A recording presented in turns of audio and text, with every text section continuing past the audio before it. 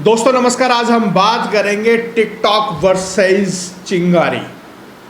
अब चिंगारी शब्द सुन करके ऐसा लगता है कि जैसे किसी ने आग में घी डाल दिया हो, उसके बाद चिंगारी निकली हो।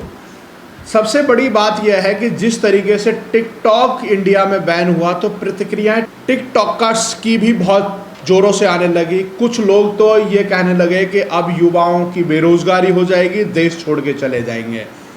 एक लड़की है छोटी सी, वो बड़ी वायरल हो रही है। वो कह रही है कि मैं रोऊंगी नहीं और मैं भारतीय ऐप्स पर भी नहीं आऊँगी।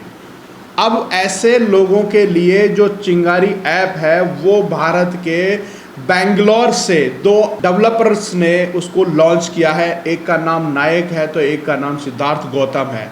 इन्होंने इस ऐप को सोमवार की रात को लॉन्च किया और अब तक करीब 30 लाख लोगों ने उसको इंस्टॉल कर लिया है। महिंद्रा के जो आनंद महिंद्रा फाउंडर हैं, उन्होंने इसको ट्वीट करते हुए कहा है कि मैंने टिकटॉक तो नहीं डाउनलोड किया था, परंतु मैंने चिंगारी को डाउनलोड किया है और ये आत्मनिर्भर की तरफ जरूर दिखाता है हमें रास्ता।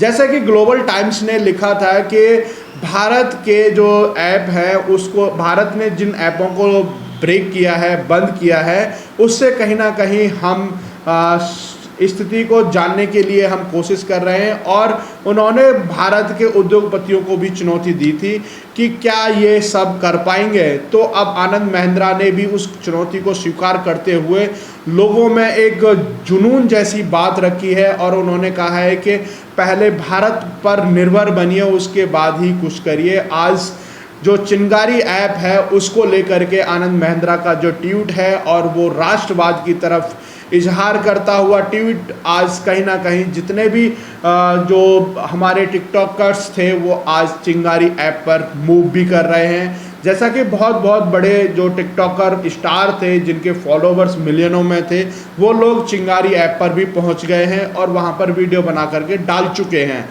अब ये जो टिकटॉकर जो वहाँ पर अपनी प्रतिभा को दिखा रहे थे, वो आत्मनिर्भर होकर के वो आज चिंगारी ऐप पर अपनी आत्मनिर्भरता दिखा सकते हैं। और जो मोदी का सपना है आत्मनिर्भर भारत, कहीं ना कहीं इन दो युवाओं ने उसको साकार करते हुए दिखाया है। इससे ये साबित होता है कि जो हमारे देश के युवा हैं वो क्या नहीं कर सकते।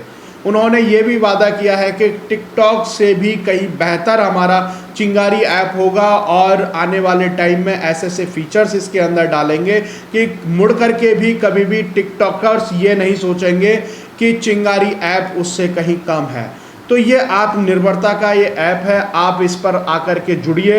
ये इंडिया का ऐप है और जैसा 30 लाख लोग जुड़ चुके हैं, तो हम भी ये चाहते हैं कि जो ब्लॉग पे इतने लोग जुड़े थे, तो कहीं ना कहीं हम चाहते हैं कि ये रातों रात इतने बड़े ऐप बन जाएं जो इंडिया की जो ऐप है वो टिकटॉक को जवाब दे सके।